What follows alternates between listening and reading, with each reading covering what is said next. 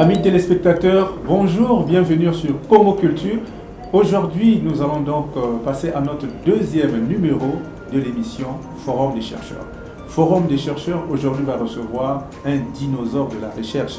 C'est comme ça qu'on l'appelle affectueusement dans le milieu. Il s'agit du docteur Mabanza Joseph, qui est à l'origine d'une culture de manioc, d'une variété de manioc appelée MM86. Il va nous parler du manioc. Il va nous parler de l'origine du manioc, il va nous parler de toutes les maladies qui attaquent le manioc et surtout de la valeur nutritive du manioc. En tout cas, sans plus tarder, avec nous sur ce plateau, avec Monissa Chiwani, nous allons donc recevoir, dans le cadre de l'émission Forum des chercheurs, le docteur Joseph Mabanza.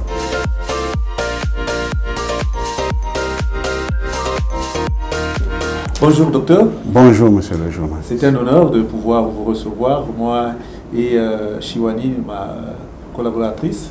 Nous allons donc co-animer cette émission Forum des chercheurs pour laquelle vous êtes invité. Vous êtes notre deuxième invité de la série. Merci beaucoup. Alors pour commencer, dis bonjour. Bonjour. Alors, est-ce que vous pouvez vous présenter aux téléspectateurs de la chaîne Congo Culture? Qui est le docteur Joseph Mabanza? Je m'appelle Joseph Mabanza. Après avoir obtenu mon baccalauréat au lycée Savognon de Brazza, je suis allé en première année à la fac des sciences et j'ai passé encore une année en Centrafrique et je suis allé en Algérie où j'ai obtenu mon diplôme d'ingénieur agronome. Je suis rentré donc en 1974. En 1975, j'ai été recruté au ministère de l'Agriculture et envoyé à l'Oudima, où j'ai commencé à entreprendre mes travaux sur les recherches. Ensuite, en 1979, j'ai obtenu encore une bourse de formation où je suis allé en France et j'ai obtenu mon diplôme de DEA, diplôme d'études approfondies, mon diplôme de doctorat d'ingénieur et mon diplôme de doctorat d'état et sciences. Je suis rentré au pays, j'ai donc animé, j'étais directeur du centre de recherche sur l'amélioration génétique des plantes, en abrégé CERAG, où j'ai travaillé sur le manioc. J'ai également animé aussi le réseau sur le manioc, le réseau centre et ouest africain de recherche sur le manioc.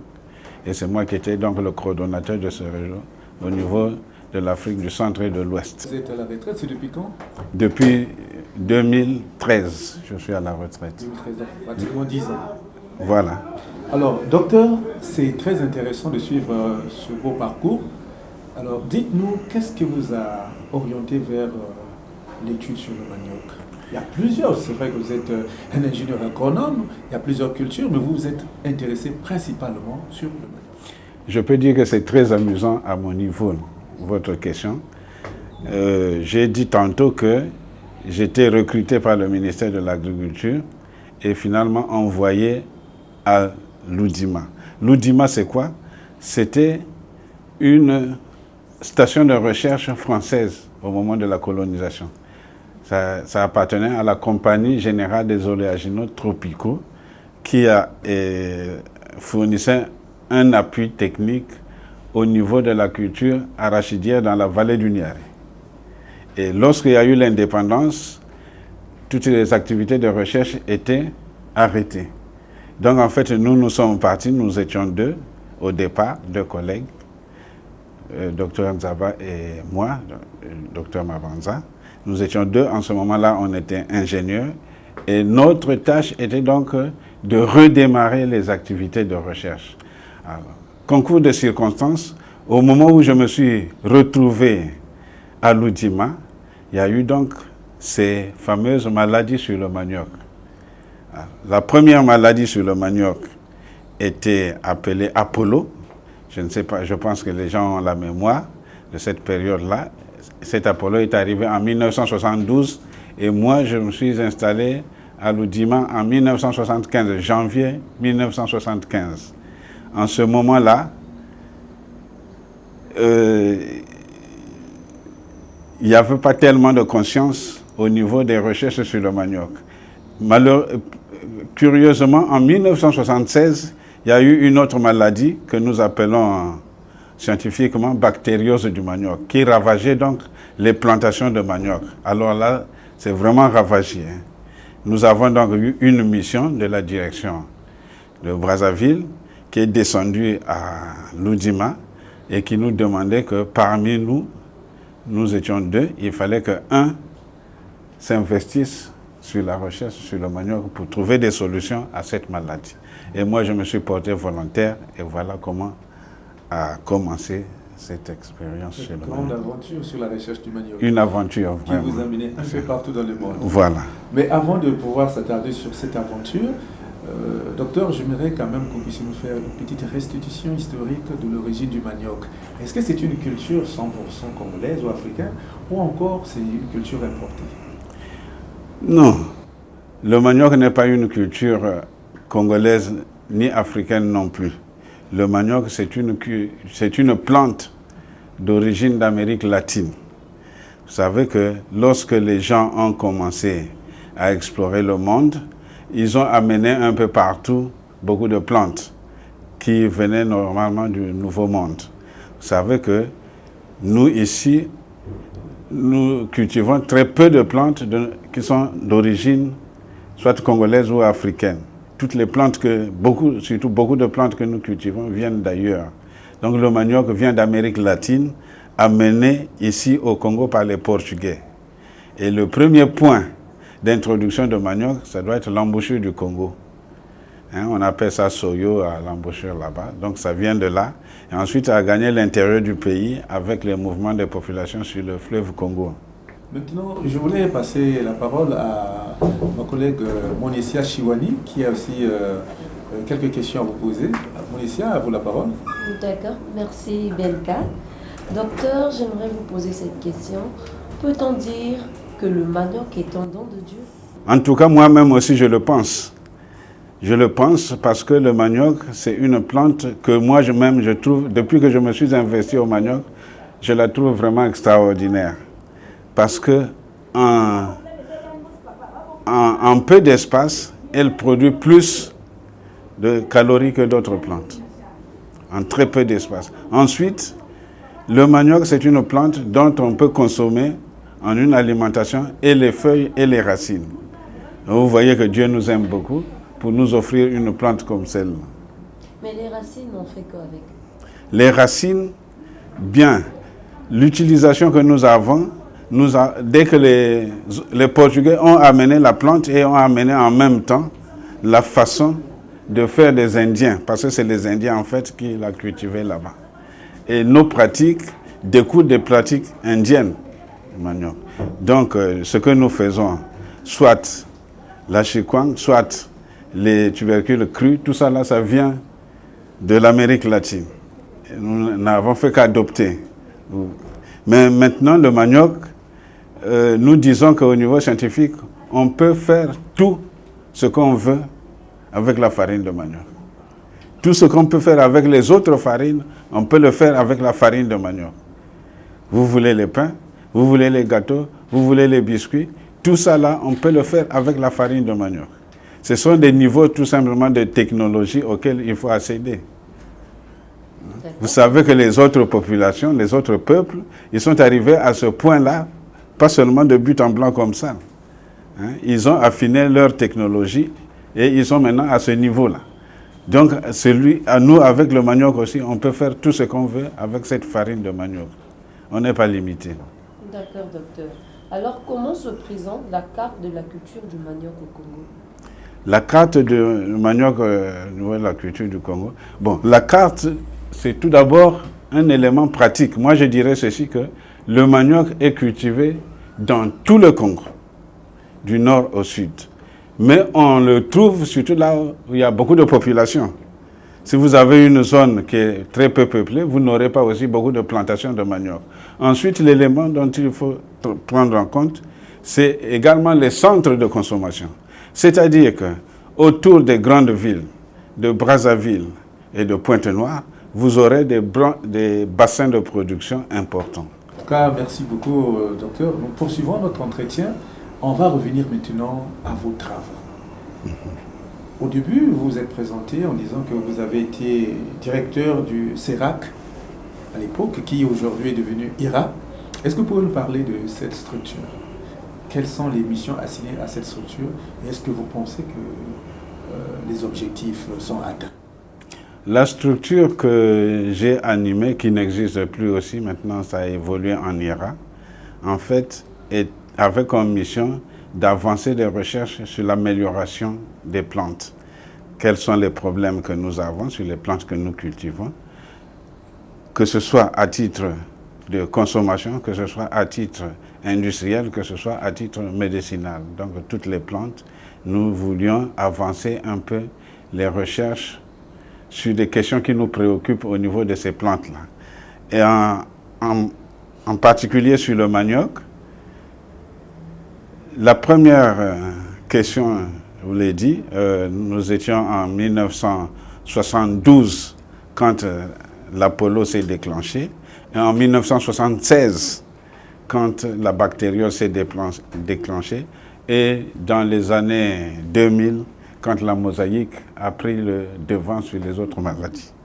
Donc, lorsque nous nous sommes engagés en 1975, dès 1979, nous avons résolu le problème de l'Apollo avec la variété MM78. Je me rappelle que le ministère de l'Agriculture, lorsqu'il y a eu des problèmes à l'ECANA, en 1980, avait donc produit des boutures de la MM78 qu'il avait envoyées à l'ECANA pour juguler les problèmes qu'ils avaient. Et lorsque nous sommes arrivés en 1985, nous avions résolu le problème de la bactériose. Alors, peut-être que c'est des mots qui sonnent comme ça, mais il fallait être paysan en ce moment-là pour savoir de quoi il s'agissait là. Parce que ça veut ravager toutes les plantes, cette bactériose-là. Je me rappelle que dans la zone, il y avait des variétés comme Odion, Murumosilan, Gamfo. Toutes ces variétés-là étaient vraiment décimées.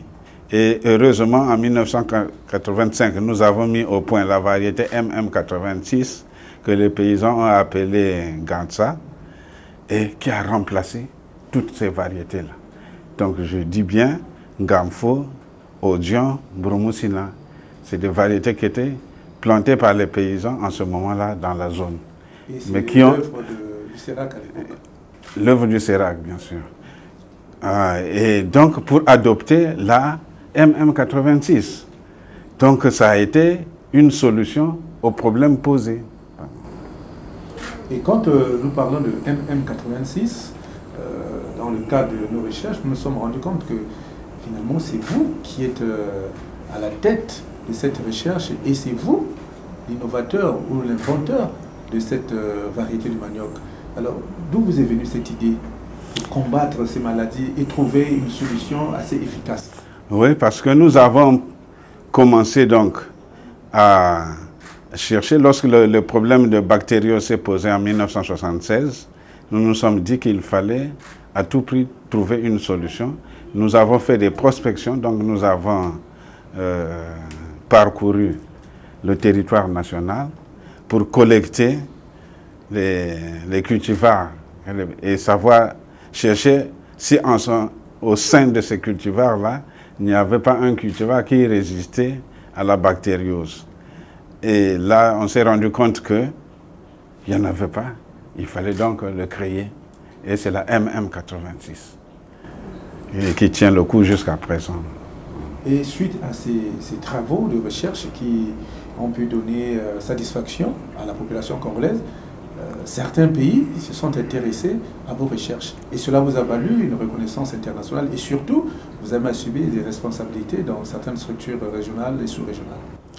Oui, à partir de 1986-87, j'ai été donc le coordonnateur au niveau africain, donc Afrique centrale et Afrique de l'Ouest, de la recherche sur le manioc.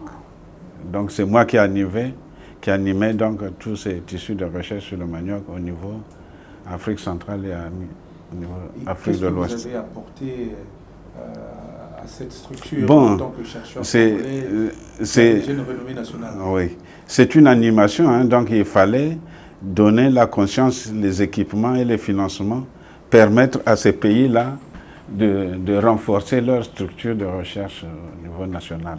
Moi, j'étais que l'animateur au niveau régional. Mais pour permettre à ces structures de renforcer leurs capacités.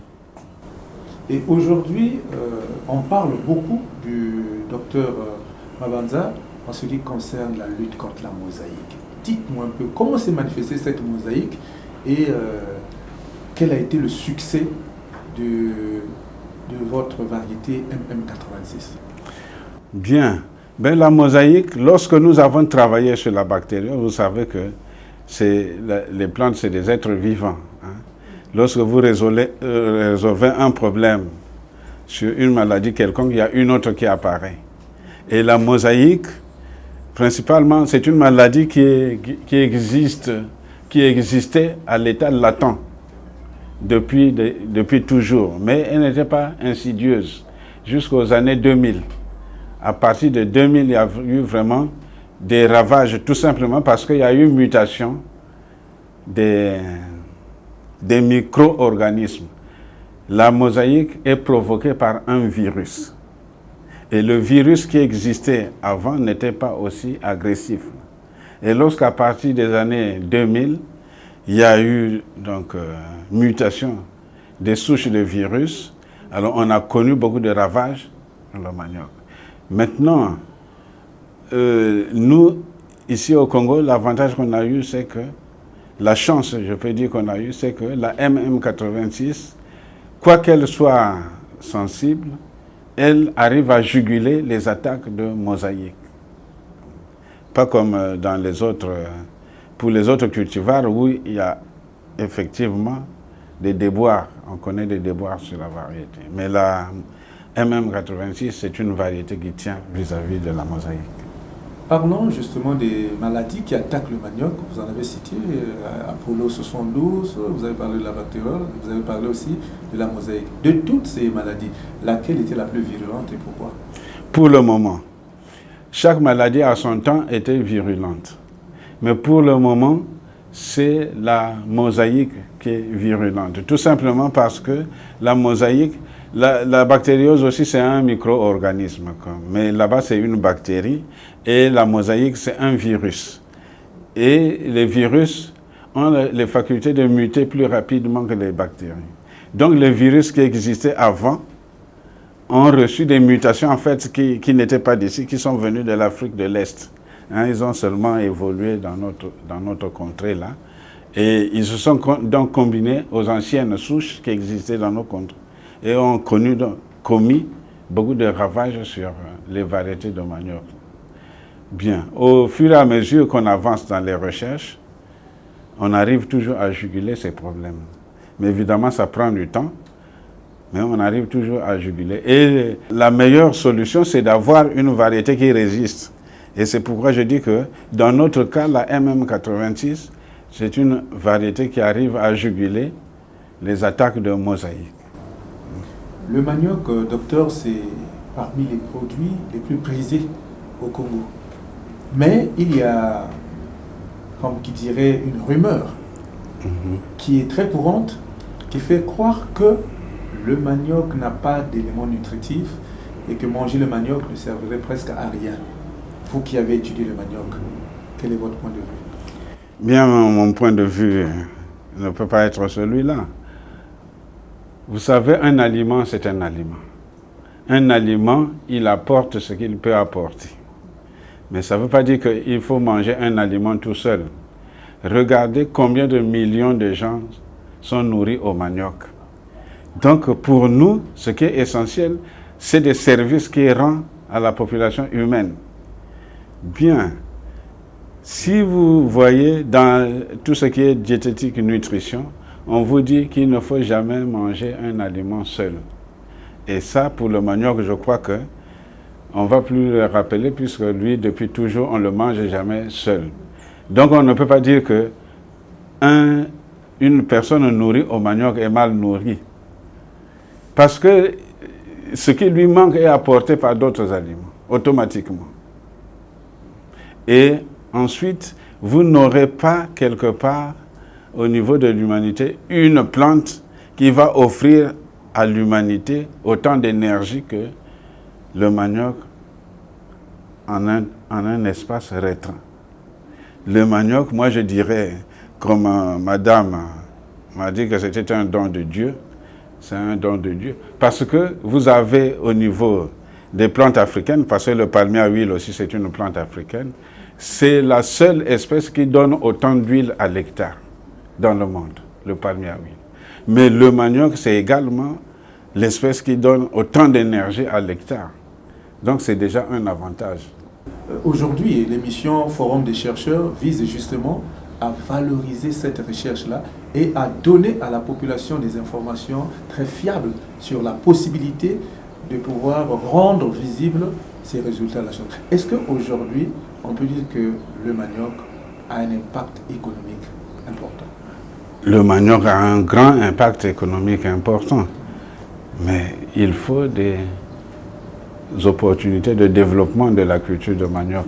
Et qu'est-ce que les chercheurs que vous êtes pourraient éventuellement faire pour qu'on en arrive là? Parce que je sais que c'est un travail de synergie entre plusieurs domaines. Oui, mais malheureusement, le chercheur, comme je disais tantôt, son métier, c'est produire des connaissances. Oui. Et ces connaissances, il ne les garde pas pour lui, il les met à la disposition de l'humanité.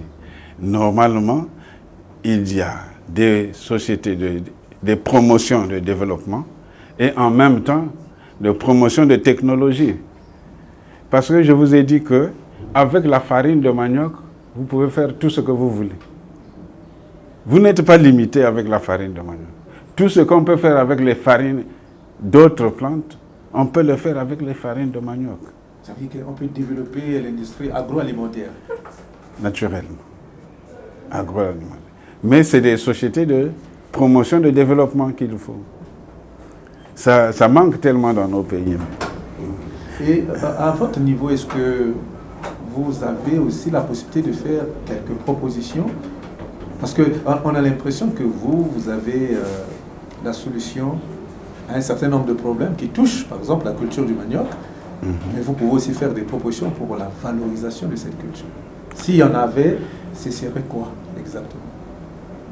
C'est dans les perspectives de développement de la culture de manioc, il y a la transformation, il y a la commercialisation. Lorsque vous jouez sur ces deux facteurs, ben vous entraînez en même temps la production. Donc, il y a la transformation, il y a la commercialisation. Lorsque vous jouez sur ces deux facteurs, vous avez en même temps la production qui suit. Aujourd'hui, on a quand même l'aspect commercialisation qui se passe, mais on a l'impression que ce n'est pas encore ce qu'il faut. Et ça, ce n'est pas du domaine du chercheur, puisque le chercheur a déjà donné la puce à l'oreille, ce qu'il fallait faire. Naturellement. Voilà. C'est pourquoi lorsque vous me posez la question, j'essaie un peu d'expliquer à peu près comment il faut aborder ces choses-là. Exactement. Parce que nous avons des secteurs. Il y a le secteur production, il y a le secteur transformation et il y a le secteur commercialisation. C'est pourquoi j'ai dit que avec le manioc, vous pouvez faire tout ce que vous voulez. C'est le secteur transformation. Donc, si vous avancez très loin dans ce secteur-là, vous aurez une demande au niveau de la production. Si vous avancez au niveau de la commercialisation, vous aurez aussi une demande au niveau de la production. Donc, tout ce jour-là, c'est les trois secteurs sur lesquels il faut jouer. On va revenir sur la variété MM86 qui est en train de faire encore son temps. Est-ce que cette variété est à l'abri de toute attaque? Quand l'attaque existe, mais on ne peut pas imaginer une attaque. Oui. Lorsque l'attaque existe, oui, elle peut répondre. Elle peut répondre. Moi, je trouve des avantages sur cette variété-là. Je vais peut-être faire une indiscrétion. Parce que pour moi, ce qui m'importait pour cette variété, c'est que vraiment je la trouvais fantastique. Parce que dans nos pays, la culture de manioc, elle est surtout forestière. Oui. Mais la MM86, c'est une variété de savane. Donc, qui peut donner beaucoup de choses en savane. Et tout ça là pour préserver les forêts. Donc, c'est ça qui me plaisait. Bon, maintenant, si une maladie vient, je vous ai dit tantôt que, en ce qui concerne la mosaïque, elle était latente depuis. Mais elle s'est aggravée parce qu'il y a eu des souches qui ont... il y a eu des nouvelles souches. Oui. Et c'est ça qui a fait que la maladie... C'est toujours la même mosaïque, mais avec une nouvelle souche. Donc, si une nouvelle souche apparaît, est-ce qu'elle peut résister ou pas? Ça, je ne peux pas le dire. Mais lorsqu'elle se présente, après, on observe qu'elle résiste ou qu'elle ne résiste pas. En dehors de la MM86, est-ce qu'on a une autre culture, une autre variété qui peut être codifiée 100% congolaise? Oui, oui. Je vous avais dit tantôt que pour la Apollo, nous avions mis au point la MM78. Et elle avait réussi à juguler les attaques d'Apollo. Oui. Et là, la MM86, c'est pour les attaques de bactériose. Mais en même temps aussi, elle se comporte bien vis-à-vis de la mosaïque. Mais il y a eu d'autres variétés, la MM79. La MM79, c'était également une variété fantastique parce que celle-là, les autres variétés, vous savez qu'en sélection, nous travaillons avec les paysans. Donc, il faut s'insérer dans le système de production du paysan. Le système de production du paysan fait de sorte que, au lieu de 12 mois, vous allez jusqu'à 24 mois, pourquoi pas 36 mois. Hein? Nous sommes obligés d'appuyer le paysan. Donc, ces variétés-là, MM78, ce sont des variétés qui peuvent aller jusqu'à 24-36 mois. Le malheur de la MM79, c'est que c'est une variété de 12 mois. Et au-delà, elle commence à faire des fibres. Ouais. Mais du point de vue de tonnage, comparaison avec les autres variétés, à 12 mois en tout cas, elle est impeccable. Parce que vous avez des promoteurs, des développeurs qui vous disent « Ah, ben, il est à 12 mois, lui, il veut rentrer dans ses finances après une année. Il ne va pas attendre. » Oui. Donc, hein, c'est pour dire que la recherche est un peu... Non seulement vous êtes dans le cycle de production paysan, mais ensuite vous devez satisfaire en même temps des opérateurs économiques. Donc, bien sûr, quand j'ai dit tantôt où est-ce qu'on produit le manioc, là où il y a des centres de consommation, vous avez la zone d'Odjiba, par exemple, où il y a des néo-ruraux, ils sont là-bas en même temps pour vivre et survivre. Donc, ils veulent vendre. Donc, après 12 mois, il doit rentrer dans ça. Donc, la MM79 était très bien pour ces gens-là, parce qu'à 12 mois, il y avait déjà quelque chose ouais, une forte production de manioc. Mais la MM79 ne rentre pas dans le système de production paysan, parce qu'après 12 mois, ça pourrit si vous voulez. Oui. C'est peut-être ce qui justifie aussi certains échecs. Oui. Alors que celui qui est là pour faire du fric à 12 mois, il rentre dans... Donc il y a toutes ces particularités-là que nous, on doit tenir compte aussi en recherche.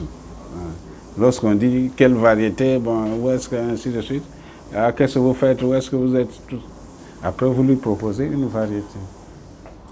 Voilà comment je pouvais répondre. Nous allons inexorablement vers la fin de notre émission, mais nous avons encore deux questions à vous poser. La première question, l'avant-dernière, c'est de savoir pourquoi vos travaux sont beaucoup plus sollicités à l'extérieur qu'ici sur le plan local.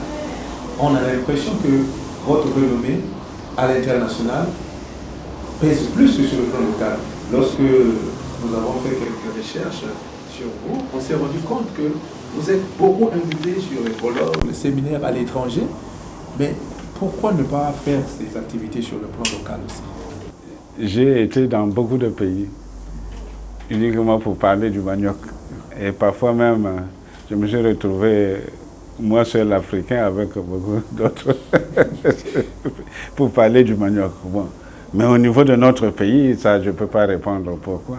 Mais moi, j'ai fait en tant que chercheur, j'ai fait le travail qu'il fallait que je fasse et je l'ai fait, je pense, que comme je pouvais. Aujourd'hui, à la retraite, quelle est la position du docteur Mabanza par rapport à la recherche? Par rapport à la recherche, bon, la position, vous savez, moi, c'est un métier que j'ai aimé.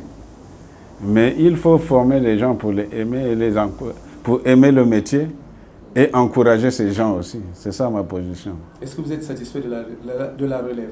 Est-ce que vous êtes satisfait de la relève?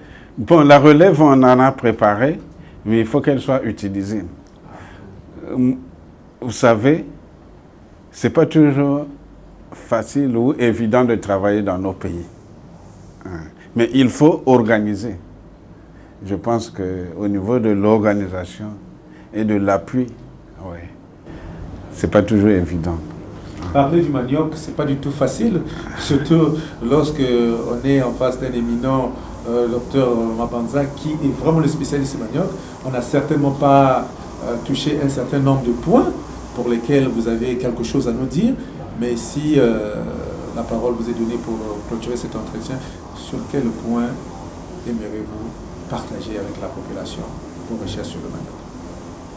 Je pense que les problèmes ne finiront jamais. Et il faut faire confiance à la recherche. Nous allons nous tourner du côté de Mme Chiwani. Alors, docteur, j'aimerais savoir d'où provient le nom de MM86. Est-ce que M, on prend d'abord le M de votre nom, Mabanza, ou bien comment? Pourquoi avez-vous donné le nom de MM86? Bien, c'est une question qui revient souvent. Vous savez, moi, j'ai commencé, j'ai dit tantôt, en 1975.